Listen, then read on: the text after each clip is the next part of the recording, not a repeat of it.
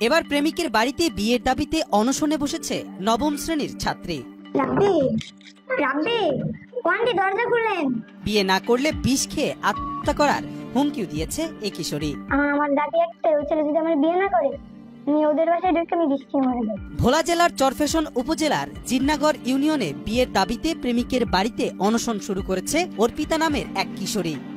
অর্পিতার ভাষ্যমতে একই গ্রামের কলেজ পড়ুয়া প্রেমিক রাব্বি দীর্ঘদিন ধরে তাকে বিয়ের প্রতিশ্রুতি দিয়ে শারীরিক সম্পর্কে জড়ায়। সম্প্রতি বিয়ের দাবি জানালে প্রেমিকের পরিবার তাতে অসম্মতি জানায়। ফলে বাধ্য হয়ে ৮ মে বিকেল থেকে প্রেমিকের বাড়িতে অনশন শুরু করে এই কিশোরী।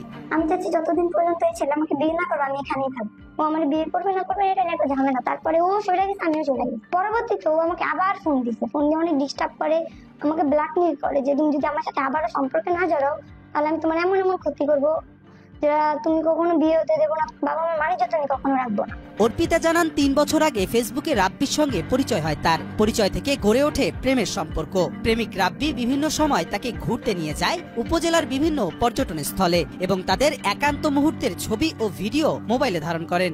সানবিট সব দিবে সামাল। সানবিট ম্যাজিক প্রেস ডিশওয়াশিং এর মাথা ঘোরানো সলিউশন। এক পর্যায়ে রাব্বি তার বোনের বাসায় গিয়ে বিয়ের প্রতিশ্রুতি দিয়ে শারীরিক সম্পর্ক স্থাপন করে। দীর্ঘ ১ মাস আমার পিছনে ঘোরার পর আমি রাজি হয়েছি। ওর সাথে আমার দীর্ঘ ৩ বছরের প্রেম। আমার বোনের ছেলের থেকে আমার আইডি নেওয়ার পরে ও আবার অন্য আইডি দিয়ে আমার মেসেজ দেওয়ার পরে ওর সাথে আমার সম্পর্ক হয়ে যাবে এভাবে। ও আমার বিয়ের প্রবল দেখিয়ে ও আমার সাথে শুরু করছে।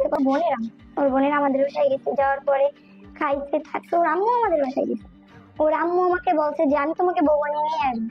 তারপর ওরা অন্য জায়গায় বিয়ে দিতে চাইতেছে। এদিকে প্রেমিক রাব্বি অনশন শুরুর পর থেকেই পলাতক রয়েছে বলে জানিয়েছে কিশোরীর পরিবার। কিশোরীর দাবি রাব্বির পরিবারের পক্ষ থেকে তাকে ভয়ভীতি ও হুমকি দেয়া হচ্ছে। ওর ফ্যামিলি সবাই জানে আর আমার ফ্যামিলিরা সবাই জানে। জানার পর ওর আম্মু এমনি ফোন দিচ্ছে, ফোন দিয়ে এগুলো বলার পরে ওর আম্মু বলছে তোমার আমি বউ বানিয়ে নিয়ে আসবো। আনার পরে ওই মহিলা আবার রিপোর্টিং আনছে যে না আমাকে বিয়ে কর, তার ছেলে বউ বানিয়ে আনবেন। এদিকে এই অনশনের ঘটনার সূত্র ধরে দুপক্ষের মধ্যে সংঘর্ষের ঘটনা ঘটে। এতে কিশোরী অর্পিতা ও প্রেমিক রাব্বির বোন সহ ৪ জন আহত হন।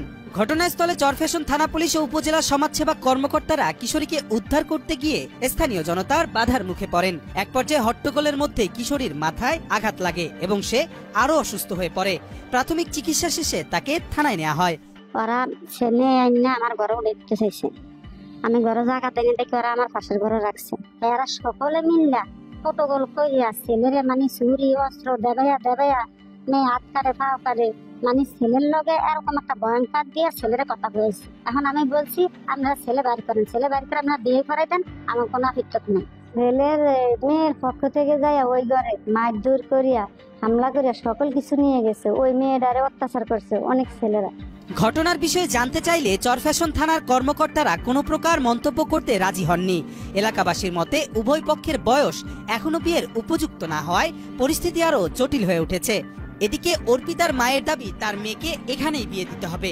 আমি মা হিসাবে চাচ্ছি যে আমার মেয়েরা যখনই এলাকার সবাই জানাজানি হয়ে গেছে, আমার মেয়েরা তো বিয়ের দরকার, তা ওকে বিয়ে দিয়ে দেন। ও যখন ওই ছেলের কাছে বিয়ে করবে ওই ছেলেকেই বিয়ে দেন। তোর বাবা মাকে জিজ্ঞেস করবো, বাবা তোমরা তো আমার চিনি না, এটা নিয়ে মেয়েকে অকৃত্য ভাষায় গালি গালাজ করতেছে। তখন আমরা এলাকাবাসী সবাই মিলে একটা আসলাম যে জিনিসটা কি ব্যাপারে আমরা জানি না, দেখি সামাজিক পর্যায়ে আমরা সমাধান করে দিতে পারি কিনা। আইনি বা পারিবারিক ভাবে দ্রুতই সমস্যার সমাধান হোক এমনটাই প্রত্যাশা এলাকাবাসীর।